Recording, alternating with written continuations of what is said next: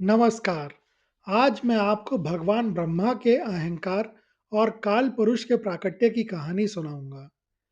यह कहानी उस समय की है जब भगवान ब्रह्मा ने अपने अथक प्रयासों से संपूर्ण ब्रह्मांड का निर्माण किया, जिसमें 14 लोक, असंख्य जीव जंतु, देवता, दानव और मनुष्य शामिल थे। वह अपने कमल आसन पर बैठे और अपनी कृतियों का निरीक्षण करने लगे। ब्रह्मा ने स्वयं को परम सृष्टा माना। उन्होंने गर्व से सोचा कि इस अनंत रचना में ऐसा कुछ भी नहीं है जिसे उन्होंने जन्म ना दिया हो। उन्हें इस बात का थोड़ा अहंकार हो गया। उन्होंने देखा कि उनकी बनाई हुई दुनिया अत्यंत व्यवस्थित है। दिन के बाद रात आती है, सतयुग के बाद त्रेता, और हर जीव एक निश्चित नियम का पालन कर रहा है। ब्रह्मा ने पहले देवताओं को देखा।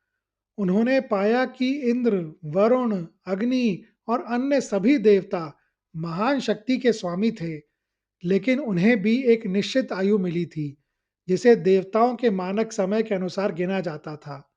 वे अमर नहीं थे, बल्कि उनकी अमरता उनकी कल्पों की अवधि से बंधी थी। फिर उन्होंने मनुष्य और अन्य जीवों को देखा।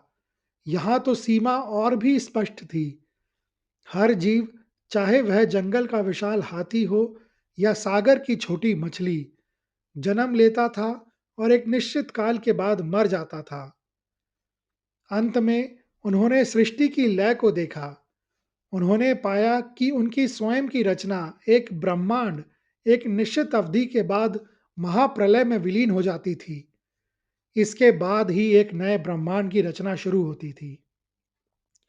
ब्रह्मा को यह देखकर आश्चर्य हुआ कि उनकी बनाई हुई कोई भी वस्तु स्थायी नहीं थी। उन्होंने सोचा, मैंने सभी को जीवन दिया, मैंने उनके नियम बनाए, मैंने उनके लोगों को बनाया, लेकिन यह अटल नियम कौन सा है जो हर चीज को एक निश्चित समय सीमा से बांधता है? वह समझ गए कि यह नियम उनकी अपनी इच्छा से नहीं आया है। यह पहला नियम था, मूलभूत सिद्धांत था, जो उनकी रचनाओं से भी पहले मौजूद था। ब्रह्मा ने हर जगह देखने की कोशिश की कि क्या उन्होंने अनजाने में इस नियम को बनाया है, लेकिन उन्हें इसका स्रोत नहीं मिला। इसी क्षण ब्रह्मा का थोड़ा सा सृष्टिकर्ता होने का अहंकार भंग हुआ। उन्होंने यह अनुभव किया कि वह कर्ता तो हो सकते हैं, पर वह सब कुछ नहीं है। उनकी सर्वोच्च शक्ति भी किसी अनदेखी, अनजानी शक्ति की सीमा के भीतर कार्य कर रही थी। उनके मन में ये प्रश्न उठे कि वह कौन है जो मेरे बनाए गए हर कल्प को नियंत्रित करता है? वह कौन है जो मेरे देवताओं और मेरी सृष्टि को भी परिवर्तन के अधीन रखता है? और क्या मैं स्वयं भी उस शक्ति के नियम के अधीन हूँ? ब्रह्मा ने अपनी रचना में व्याप्त समय के रहस्य को जानने की उत्कृष्ट इच्छा के साथ गहन ध्यान लगाया। उन्होंने अपनी सारी यौगिक शक्ति को, जो उन्हें सृष्टि के सृजन से प्राप्त हुई थी, उस अनदेखे अटल अटल नियम के स्रोत पर केंद्रित कर दिया। ब्रह्मा ने अपनी चेतना को सृष्टि के उस छोर तक फैलाया जहां उनके बनाए गए नियम समाप्त होते थे। वह उस मूलभूत रिक्तता में झांकने लगे जहां से सब कुछ शुरू हुआ था। जब उनका ध्यान चरम पर पहुंचा, तो उन्हें एक भयंकर ऊर्जा का कंपन महसूस हुआ। यह कंपन किसी ध्वनि या प्रकाश का नहीं था, बल्कि परिवर्तन की अटूट गति का था। यह वह कंपन था जो हर कण को क्षण क्षण आगे बढ़ाता है। सहसा उस अनंत शून्य से एक विराट तेजोमय आकृति का प्राकट्य हुआ। यह प्राकट्य इतना शांत और स्थिर था कि ब्रह्मा की तपस्या भी एक पल के लिए ठहर गई। यही काल पुरुष थे। उनका रंग गहरा नीला या धूमिल था, जो अनंत आकाश और रहस्य को दर्शाता था। उनकी काया विशाल थी, लेकिन उसमें कोई कठोरता नहीं थी। वह शांति और अविचलित धैर्य से ओतप्रोत थी, मानो वह युगों युगों से वहां स्थिर हो। उनकी आंखें बंद थीं, लेकिन उनके माथे से निकलने वाला प्रकाश सृष्टि के आरंभ और अंत का ज्ञान समाहित किए हुए था। यह तेज किसी ग्रह या तारे का नहीं, बल्कि अनंत काल का था। उनके हाथों में कोई साधारण अस्त्र-शस्त्र नहीं थे। एक हाथ में वह अखंड चक्र धारण किए हुए थे, जो निरंतर घूमता रहता था। यह सृष्टि के चक्रों यानी युगों का प्रतीक था। दूसरे हाथ में वह एक विशाल जलपात्र लिए हुए थे, जिसमें वह समय रूपी जल लगातार बह रहा था। यह दर्शाता था कि समय को कभी रोका नहीं जा सकता। काल पुरुष के प्रकट होते ही ब्रह्मा ने महसूस किया कि उनके चारों ओर की पूरी सृष्टि शांत और स्थिर हो गई है, मानो किसी ने एक विशाल घड़ी को रोक दिया हो। सभी देवता जो अपने लोकों में व्यस्त थे, पल भर में ही ठहर गए। नदियां और हवाएं भी थम गईं। यह स्थिरता क्षणिक थी, लेकिन ब्रह्मा को यह समझने के लिए पर्याप्त थी कि यह रूप ही ब्रह्मांड का अंतिम नियामक बल है। यह वह शक्ति है जो स्वयं ब्रह्मा के सृजन के नियमों को भी बांधती है। ब्रह्मा ने उस तेजस्वी रूप को सम्मानपूर्वक प्रणाम किया और पूछा, हे महात्मन, आप कौन हैं और कहाँ से आए हैं? आप मेरी रचनाओं से बाहर प्रतीत होते हैं, फिर भी मेरी पूरी सृष्टि आपके अधीन दिखाई देती है। कृपया अपना परिचय दें।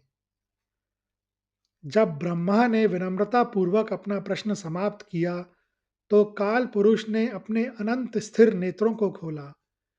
उनकी वाणी किसी गर्जना के समान नहीं थी, बल्कि वह हजारों युगों के मौन की प्रतिध्वनि थी, शांत, गंभीर और अकाट्य। काल पुरुष ने किसी अहंकार या द्वेष के बिना एक शिक्षक के समान बोलना शुरू किया। हे प्रजापति ब्रह्मा, आप मुझे खोजने आए हैं, लेकिन मैं तो हमेशा से यहीं था। आपने सृष्टि की रचना की है और मैं सृष्टि से पहले की शांति हूँ। मैंने आपकी तपस्या देखी, आपका सृजन देखा और मैं आपका महाप्रलय भी देखूंगा। मैं किसी स्थान या नाम से बंधा नहीं हूँ। मैं ही काल यानी कि समय हूँ और मैं ही परम नियम हूँ। काल पुरुष ने इस बात पर जोर दिया कि वह कोई देवता नहीं है जिनकी पूजा की जाए, बल्कि वह एक मौलिक सिद्धांत है जो संपूर्ण अस्तित्व को बांधता है। काल पुरुष ने स्पष्ट किया कि ब्रह्मा की शक्ति भी उनके अधीन क्यों है। उन्होंने 3 अटल नियम बताए। आपने पदार्थों की रचना की, आपने उन्हें रूप और गुण दिए, लेकिन उन्हें चलायमान कौन रखता है? उन्हें एक पल से दूसरे पल तक कौन ले जाता है? मैं वह गति हूँ। आपके सूर्य, चंद्रमा और ग्रह मेरे इशारे पर घूमते हैं। यदि मैं एक क्षण के लिए ठहर जाऊं, तो आपकी पूरी सृष्टि आपके सभी नियमों के साथ तुरंत स्थिर हो जाएगी और अस्तित्व समाप्त हो जाएगा। आपने देवताओं को अमृत दिया, लेकिन उनकी शक्ति की भी एक सीमा है। वह है कल्प की अवधि। आपने मनुष्यों को आयु दी, लेकिन मैं ही वह अदृश्य धागा हूँ जो उनकी आयु को मापकर काटता हूँ। आप जीवन देते हैं, लेकिन मैं उसकी समय सीमा तय करता हूँ। मेरी शक्ति यह है कि हर वस्तु का, चाहे वह कितनी भी महान क्यों ना हो, एक निश्चित अंत होगा। मैं किसी से बैर नहीं रखता और ना ही किसी पर कृपा करता हूँ। मैं किसी के दुख या सुख को नहीं देखता, क्योंकि मेरे लिए ये सब क्षणिक है। मैं केवल एक ही चीज देखता हूँ, कर्म। हर कार्य अपने उचित समय पर फल देता है और मैं ही वह न्यायाधीश हूँ जो यह सुनिश्चित करता है कि समय पर न्याय हो। इसी कारण मैं सृष्टि का सबसे निष्पक्ष बल हूँ। काल पुरुष के इस आकट्य तर्क को सुनकर ब्रह्मा के मन का अंतिम संदेह भी दूर हो गया। यह सिर्फ एक मुलाकात नहीं थी, यह ब्रह्मा के लिए भी परम ज्ञान था। ब्रह्मा को यह एहसास हुआ कि वह सृष्टि के रचयिता हैं, लेकिन समय स्वयं अपरिवर्तनीय है। हर शक्ति, हर प्रेम, हर विनाश, यहाँ तक कि स्वयं उनका अस्तित्व भी काल के अनंत प्रवाह के भीतर है। सृष्टि को सुचारू रूप से चलाने के लिए उन्हें काल के इस परम नियम का सम्मान करना होगा और उन्हें अपनी रचनाओं के ऊपर रखना होगा। इस ज्ञान के साथ ब्रह्मा का अहंकार पूरी तरह से भंग हो गया। उन्होंने काल पुरुष के विकाट विराट स्वरूप के सामने नतमस्तक होकर उनका अभिनंदन किया, यह स्वीकार करते हुए कि समय ही सृष्टि का सबसे बड़ा और पहला नियामक है। यह कहानी सुनने के लिए धन्यवाद। अगर आपको यह कहानी अच्छी लगी हो, तो कृपया इस वीडियो को ज़्यादा से ज़्यादा लोगों के साथ शेयर करें, लाइक करें व चैनल को सब्सक्राइब करें। कमेंट्स बॉक्स में लिखें, ओम ब्रह्माय नमः।